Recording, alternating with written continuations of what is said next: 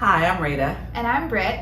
And welcome to Cheekwood's inaugural African American Cultural Family Celebration. We're so excited. Very excited to be here. Yes, we are.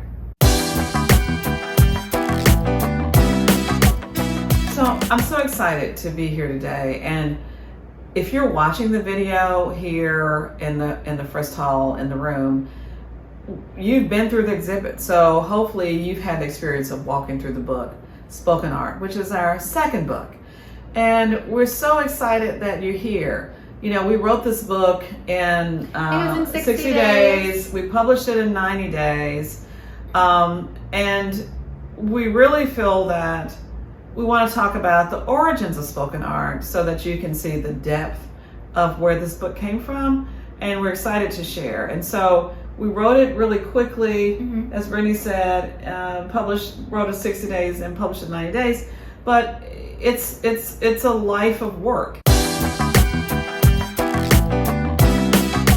So we've had people read it and go, okay, no, I totally get it. Spoken art, sports, this women in sports. I'm like, wait, what?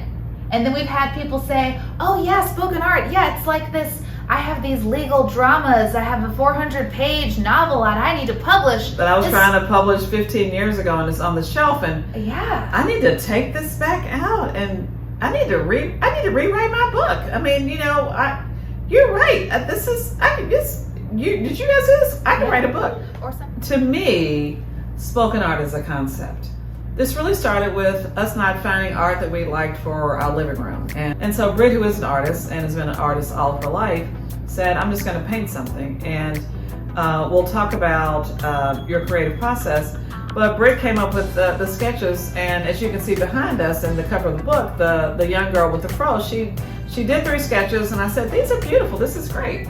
And then she started to paint. And she started with the first girl, the young woman with the fro, and when she finished it, I thought, oh my goodness, I think I can speak to this.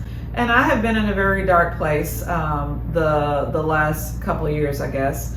And I love to write, but I hadn't been able to write. I write from an inspirational place. I just can't start writing. I have to be inspired to say something, and I had not been inspired to speak.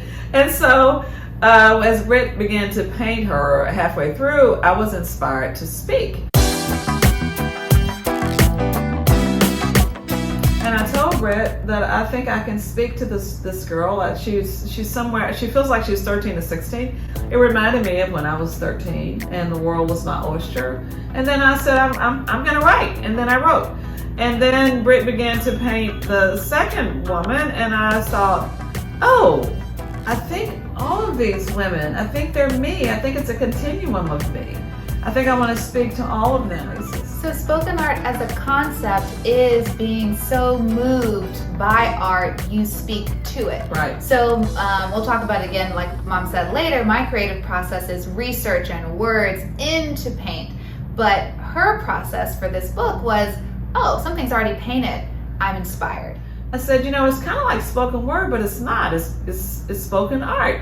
And I think it's called spoken art. I think this is a new thing. Oh, this is a theme. It's pictures, it's paintings, it's art, it's words. It is spoken art. You were so moved that you have to combine the two. And then Mom was like, it's a book.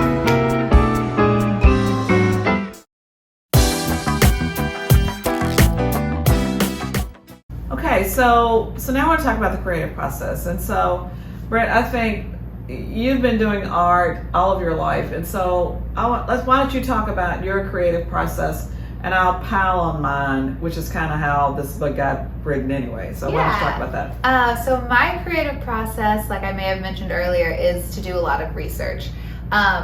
I've painted my whole life. I thought I wanted to be an artist. You know, I don't know if you remember, there was like a career fair in 2nd grade, and I was like a French painter with a beret. Yeah, I do remember that. You haven't even, since the first time you said that, in all these conversations. I do remember that. I do, yes. Yeah, I wanted to be a painter or a dancer, but mostly a painter.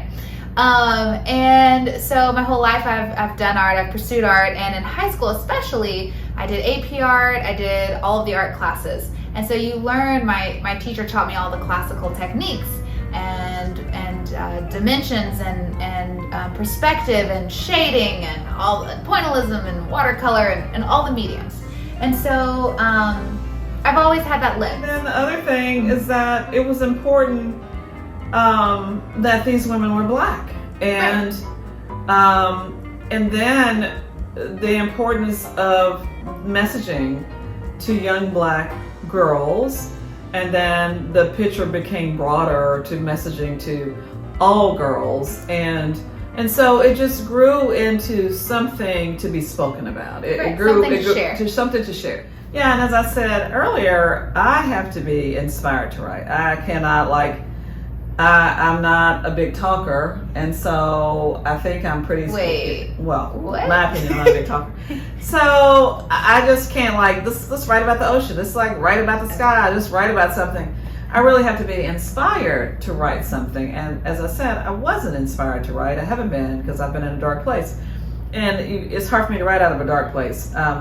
But so my process was really immersing myself into the painting, and then having the feelings of how I felt in the times that I thought the paintings reached out to me. But I have a lot to say about what I've learned in my life, and so it all just flowed out of me. But again, my process was my writing process is to be inspired. Even when I wrote the first book, Own Your Phenomenal Self, I was inspired to write about my lessons. I mean, the things that resonated pulled up. And so the same thing here. And so my process is not doing research. It's not Brit's at all. Mine is this is beautiful. I have something to say. It's probably oversharing. However, I always knew that somewhere in my life I would get back to fashion. In a way, I don't know what it was. And here we are, and now we have a fashion line with one-of-a-kind art, with Brittany's art, and that is the last page in the book. And so all of her pieces are one-of-a-kind, and then of course we're looking to expand what is the offering with that. But we're back to fashion. But again, along with the fashion and the poetry and the paintings, and the self-publishing, it's the people who read this book. It's touching a place, a creative place that got put on the shelf. And so spoken art is a concept, but the book, Spoken Art Too Brave to Back Down, is a book. It is a memoir of Britt's 20 years of art, my poetry, and our journey. Joint affirmations, which is a reflection of our journey in a dark place and coming to the light, and how spoken art lifted us to a place of light. And so that is what this is. So enjoy the art. Buy the book. Buy the book. Oh, I was definitely gonna get there. Buy the art. I was coming in low and slow. You coming in high. Look, there you go. I don't know how to do low and slow. Enjoy yourself. Buy the book. Have fun at the affirmation station. Pick up a T-shirt online and share it with others. Help others spark creativity. There's not. You can never have too many positive messages, especially today. Yeah, and especially for young girls. Yeah. I mean, this is great for graduation and inspiration, and I'm wearing that word out to the nth degree. But think about who would benefit from this as a gift. Yeah. To spread a message of love and inspiration. And if you're here today, we'll see you out there. All right. There you go.